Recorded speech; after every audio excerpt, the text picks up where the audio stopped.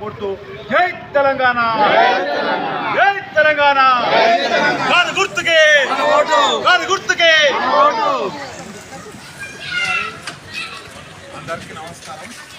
ఈరోజు పార్లమెంట్ ఎన్నికల ప్రచారంలో భాగంగా 31, 32 వార్డులలో ఇంటింట ఎన్నికల ప్రచారం మా జిల్లా పార్టీ అధ్యక్షుడు మాజీ ఎమ్మెల్యే అయినటువంటి నెక్స్ట్ ఆనందన్న గారి ఆధ్వర్యం లోపల ఈ యొక్క కార్యక్రమాన్ని చేపట్టడం జరిగింది. ప్రతి ఇంటికి వెళ్ళి ఇప్పుడు వాళ్ళ యొక్క స్పందన చాలా బాగుంది. ఈ యొక్క కాంగ్రెస్ ప్రభుత్వం నుంచి దాదాపుగా 5-6 నెలలు అయినా కానీ వాళ్ళు ఏవైతే హామీలు ఇచ్చారో ఆ హామీలు ఎటువంటి కూడా ఎక్కడ హామీలను అమలుపరిచే ప్రయత్నం చేస్తలేదు. ఎంతసేపు కూడా ఆ యొక్క హామీలను చూపించుకుంటూ ఎలక్షన్కి పోతుంది తప్పిస్తే వాటిని అమలుపరిచే దానికి వాళ్ళు ఏ రకంగా సిద్ధంగా లేరు.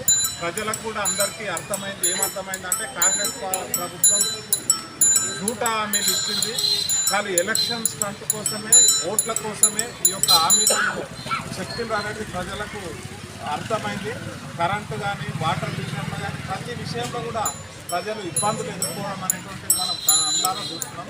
మరి టీఆర్ఎస్ పార్టీ ఒక గొప్ప బీసీ నాయకుడు అయినటువంటి, బీసీల ఐక్యత కోసం ఎంతో పోరాడినటువంటి వ్యక్తి అయినటువంటి కాసాని జ్ఞానేశ్వర్కు టికెట్ ఇవ్వడం జరిగింది.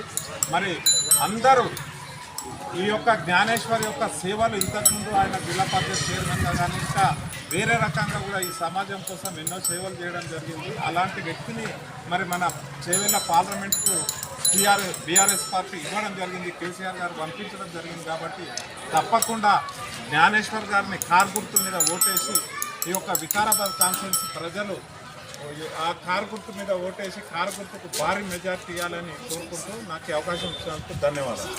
లోక్సభ ఎన్నికల సందర్భంగా ఈరోజు 31, 32 వార్డులో తిరగడం జరిగింది. ఈరోజు మన కాసాని జ్ఞానేశ్వర్ గారు బీసీ బిడ్డగా 93 కులాలను ఆయన ఒకప్పుడే ఒక 10 ఏళ్ల కిందనే ఐక్య వేదికగా మొత్తం 93 కులాలను ఒక దగ్గర చేర్చి బీసీలంతా ఐక్యం కావాలనే ఉద్దేశంతో ఒక పెద్దగా సమావేశం పెట్టి పెద్ద ఎత్తున చేశాడు ఆయన. అలాంటిది ఆయనకు ఈరోజు లోక్సభ ఎన్నికల సందర్భంగా టికెట్ రావడం జరిగింది. మనం అందరం కూడా బీసీలం అందరం కూడా ఏకమై ఆయన గెలిపించుకోవాలి, తప్పకుండా గెలిపించుకోవాలి. అదే కాకుండా ఈరోజు ఆయన జడ్పీ చైర్మన్గా చేసినప్పుడు కూడా మన ప్రాంతానికి ఎన్నో విధాలా హెల్ప్ చేశాడు.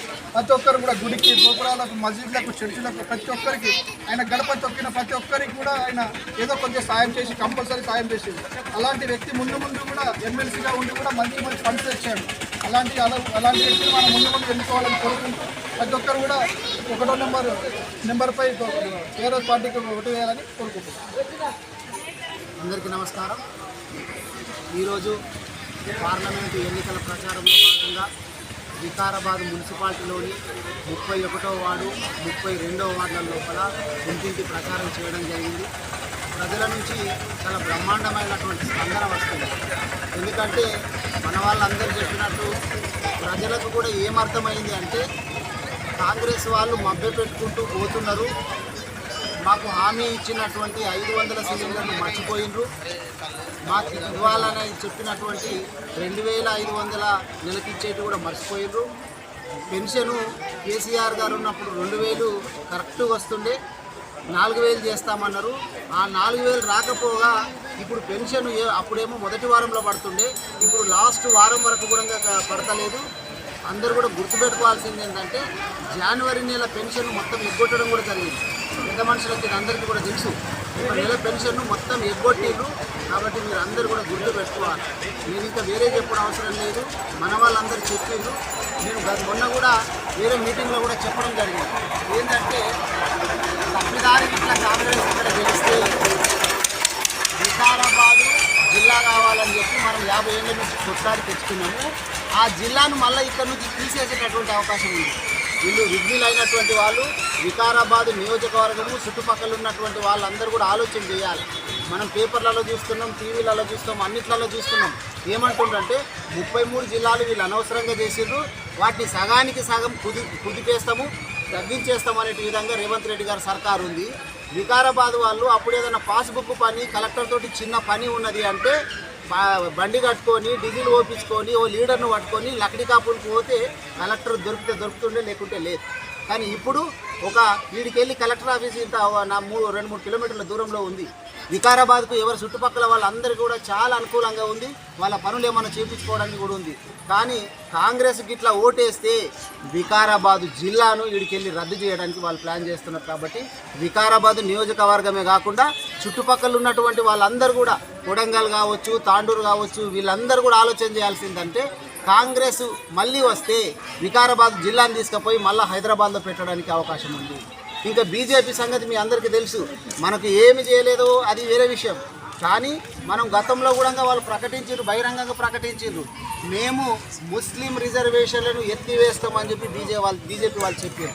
ఇప్పుడేమంటుండ్రంటే మాకు 400 పైచిలకు ఇట్లా ఎంపీ సీట్లు వస్తే ఒక్క ముస్లింలే కాదు, ఎస్సీలై, ఎస్టీలై, బీసీలై, మైనారిటీలై మొత్తం రిజర్వేషన్లు అన్నీ తీసేయాలనేటటువంటి తపనతోటి బీజేపీ వాళ్ళు ఉన్నారు.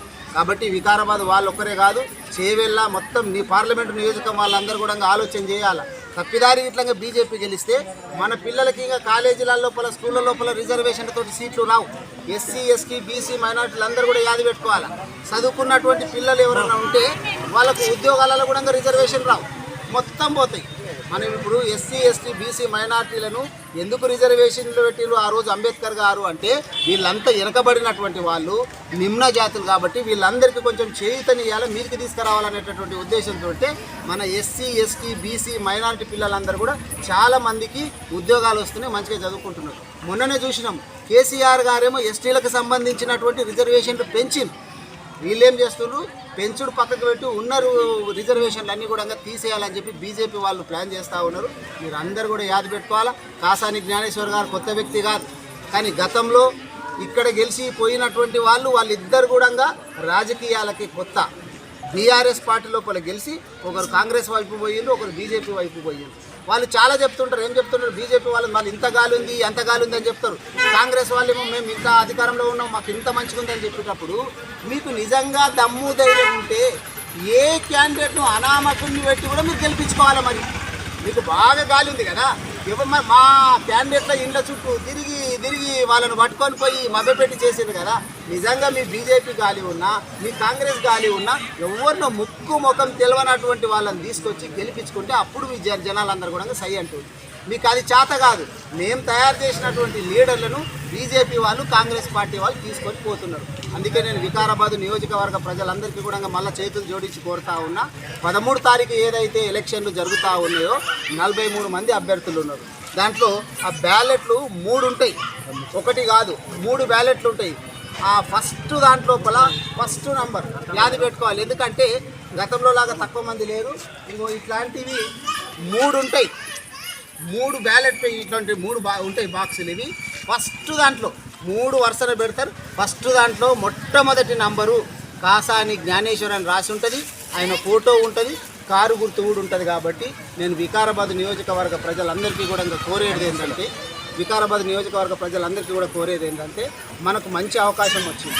గతం లోపల అగ్రవర్ణాలకు సంబంధించినటువంటి అభ్యర్థులకు బీసీ కులాలు కూడా సహకరించింది. ఇప్పుడు లేక బీసీకి అవకాశం వచ్చింది. కాబట్టి నేను ఒక బీసీలను, ఎస్సీ, ఎస్టీ, మైనారిటీలనే కాకుండా ఆ అగ్రవర్ణాలను కూడా నేను కోరుతా ఉన్నాను. మనం అందరం కూడా కలిసికట్టుగా ఉందాము. మనము కాసాని జ్ఞానేశ్వర్ గారిని గెలిపించుకోవాలి. ముఖ్యంగా బీసీలందరూ కూడా ఒక తాటి మీదకి రావాలి.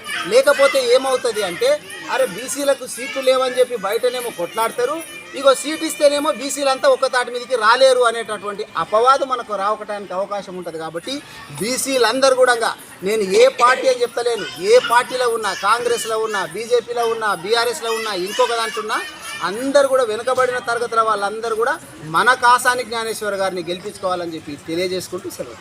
జై తెలంగాణ, జై తెలంగాణ, గుర్తుకే